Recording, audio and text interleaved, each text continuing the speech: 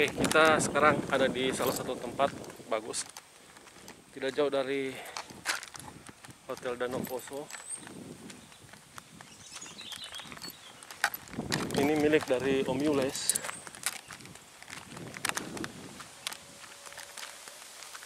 Seperti ini.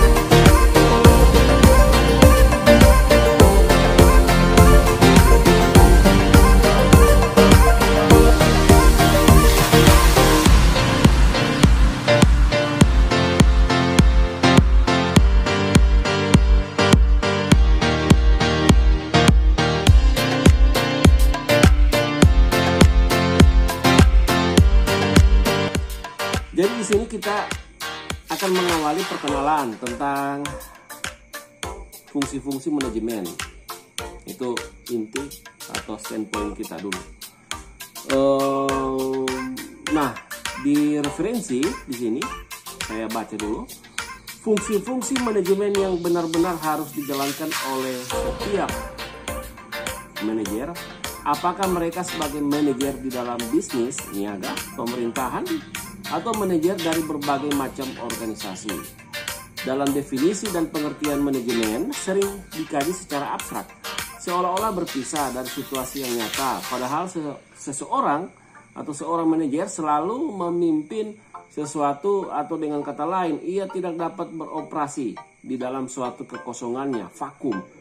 Pengkajian manajemen dan ruang lingkupnya akan dapat membawa kita semua untuk membayangkan bahwa manajemen itu adalah suatu fenomena di dalam kehidupan manusia sehari-hari. Manajemen itu memang terdapat dan terjadi di mana-mana, baik di dalam suatu organisasi yang besar maupun yang kecil. Nah, di bagian pertama ini, sepintas referensi ini menunjukkan bahwa ini loh fungsi atau prinsip manajemen. Dan prinsip atau fungsi manajemen yang dibuat itu dan dilakukan, diterapkan, diberlakukan oleh manajer itu tidak mengenal, tidak hanya dibatasi, atau kita jangan memahami bahwa ini hanya berlaku di lingkungan misalnya berkaitan dengan ekonomi atau di lingkungan bisnis, tidak seperti itu. Tetapi juga prinsip manajemen atau fungsi manajemen itu dijalankan oleh manajer dalam lingkungan-lingkungan di luar dari lingkungan bisnis, misalnya lingkungan pemerintahan atau organisasi sosial kemasyarakatan, atau dalam hal ini lembaga sosial masyarakat. Tetapi teman-teman jangan memahami lembaga sosial masyarakat atau LSM itu merupakan organisasi sosial kemasyarakatan. Yang benar adalah LSM hanya salah satu bentuk dari organisasi sosial kemasyarakatan. Organisasi sosial kemasyarakatan yang bergerak dalam organisasi nirlaba atau tidak mencari untung. Nah,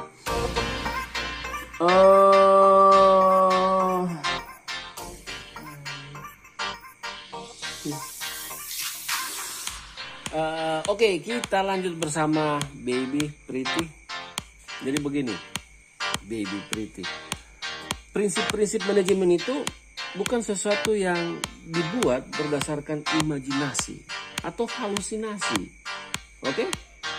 Tetapi merupakan gambaran yang benar-benar itu dirancang untuk mengantisipasi segala sesuatu, baby. Jadi bukan dibuat berdasarkan halusinasi atau imajinasi semata. Karena itu prinsip manajemen itu, asas-asas manajemen itu merupakan sesuatu yang real, konkret, baby. Oke? Konkret.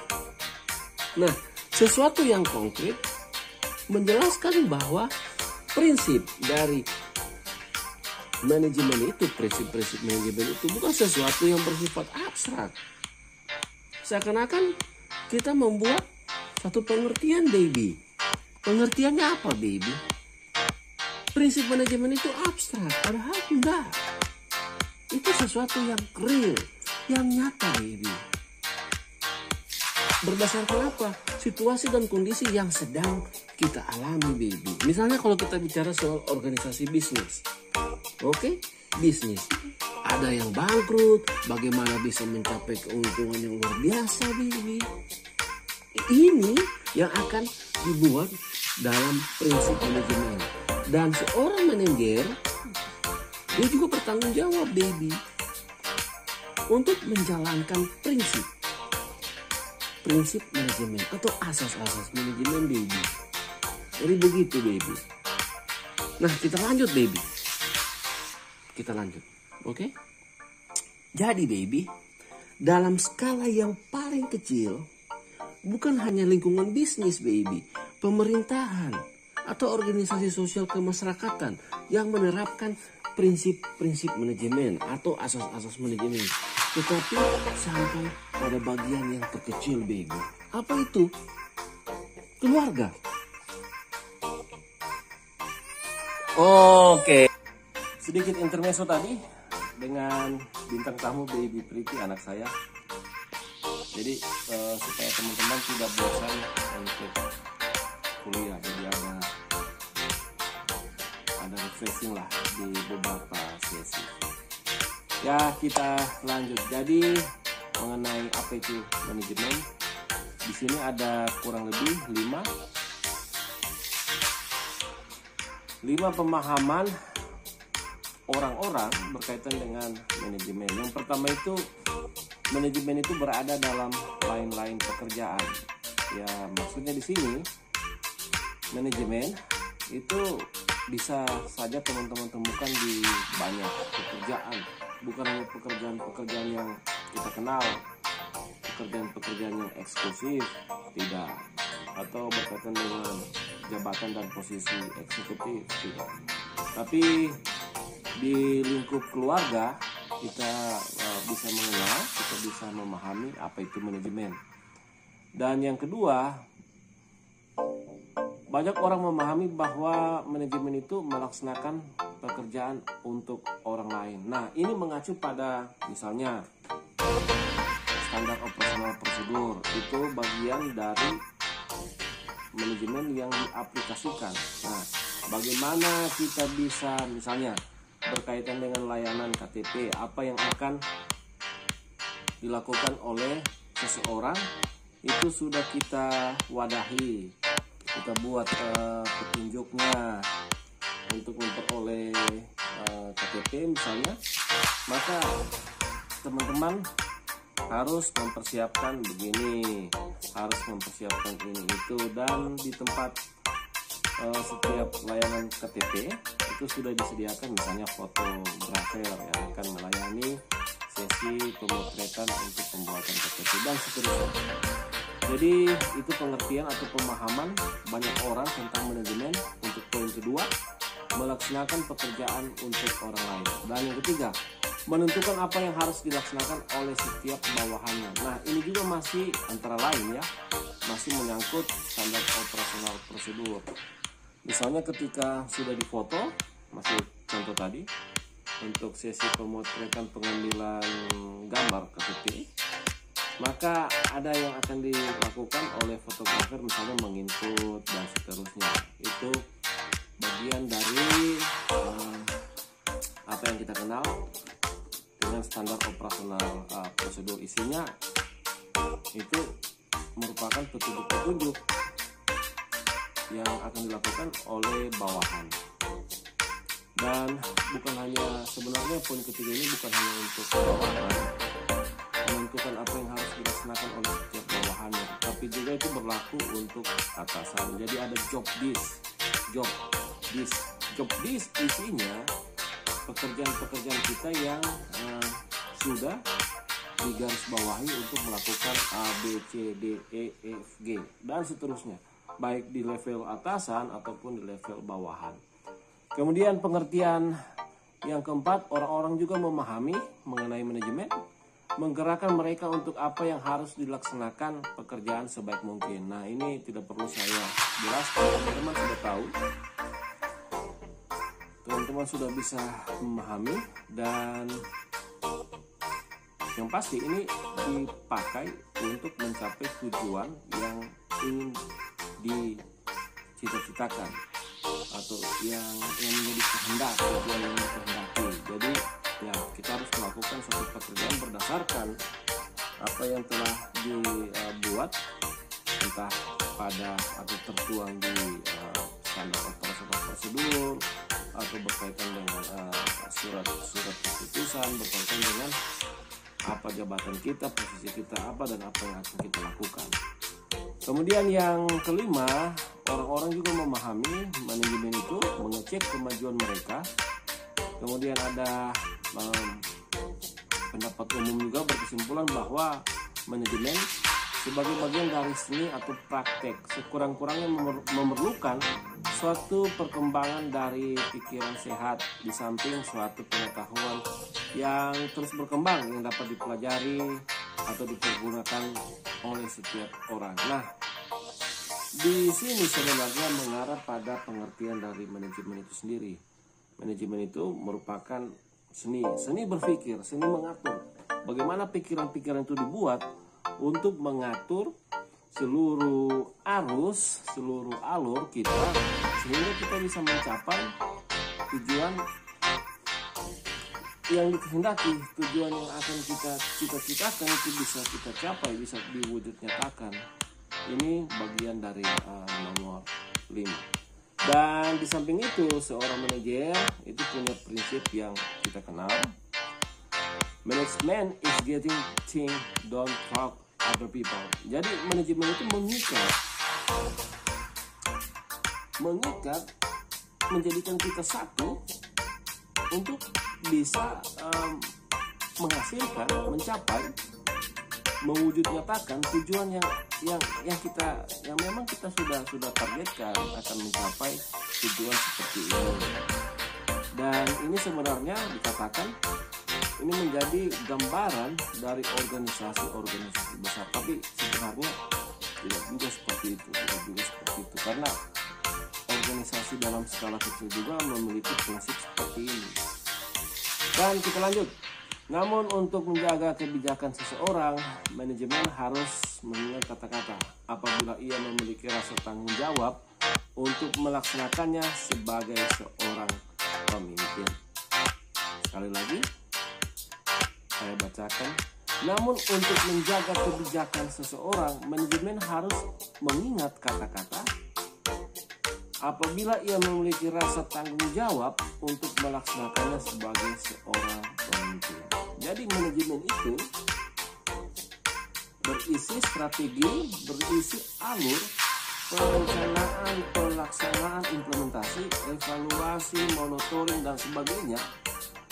Dan ketika kita memegang atau menerapkan prinsip dari setiap kebijakan, maka kita bertindak sebagai pemimpin berdasarkan level tertentu, misalnya manajer, direktur, dan seterusnya, seperti itu.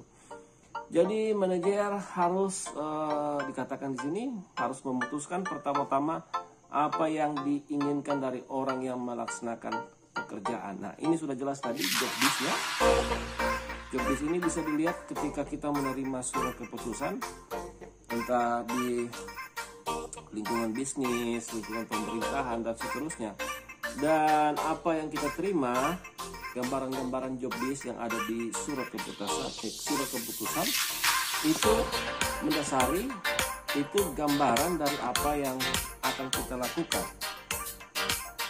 misalnya begitu. Kemudian ada payung misalnya dasar-dasar atau legalitas dari setiap pekerjaan kita. Misalnya kalau teman-teman sebagai ASN, kita punya acuannya apa, yaitu kode etik ASN atau undang-undang berkaitan dengan ASN. Di situ jelas mengatur posisi dari setiap ASN. Begitu juga dengan swasta dan seterusnya. Dan seseorang manajemen, ini maksudnya manajer, pun harus bisa memutuskan siapa yang paling baik melakukan setiap bagian dari pekerjaan dan bagaimana ia dapat meyakini bahwa setiap orang akan bekerja dengan baik. Nah, ini menariknya di sini. Dalam prinsip manajemen, memang kita mengenal dalam studi manajemen ada yang namanya multi talenta, tapi sebenarnya it's okay, itu bagus. Tapi manajemen ternyata dalam ilmu manajemen atau studi manajemen, di sini setiap manajer atau setiap orang yang mengaplikasikan prinsip-prinsip manajemen harus berpegang pada satu prinsip utama, yaitu memberikan kepercayaan kepada orang lain.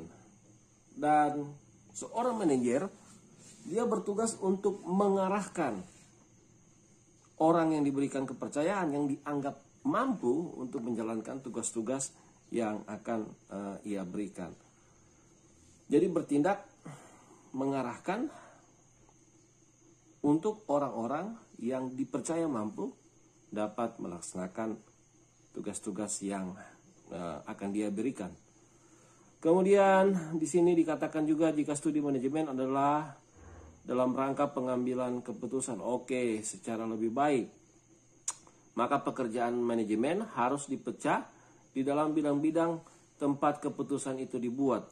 Karena dengan cara inilah kemungkinan memastikan pengetahuan apa yang diperlukan oleh manajemen modern menjadi lebih besar. Nah, ini yang telah saya sampaikan sebelumnya mengenai yang pertama itu berkaitan dengan job desk. Yang kedua, seorang manajer, prinsip utama dari manajer itu memberikan kepercayaan kepada orang yang dia anggap mampu menjalankan tugas-tugas yang akan dia berikan. Kemudian orang itu memiliki bakat dan keterampilan atau keahlian tertentu.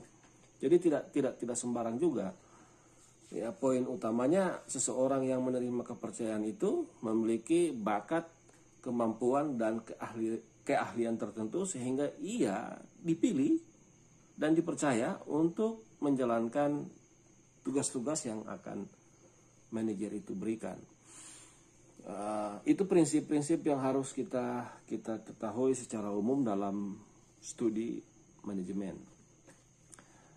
Dan seperti yang saya sampaikan sebelumnya, manajemen yang baik itu jika kita memang tidak menganggap bahwa setiap prinsip dari manajemen atau asas-asas manajemen yang dibuat atau yang sudah ada itu bukan sesuatu yang dibuat berdasarkan halusinasi, tetapi seseorang dia membuat itu berdasarkan situasi dan kondisi saat itu dan menyangkut prediksi-prediksi seperti apa yang akan terjadi. Dan ya seperti aspek yang ketiga yang harus menjadi bagian, ada treatment, ada upaya-upaya untuk mengatasi, memperbaiki. Nah itu ada semua di dalam prinsip dari manajemen. Dan bagian-bagian lain misalnya fungsi-fungsi manajemen sepertinya tidak perlu saya bahas di sini, teman-teman sudah paham. Ini luar biasa.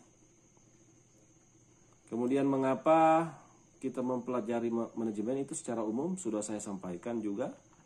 Kemudian yang terakhir, bagaimana manajer menjalankan fungsinya. Oke, sepertinya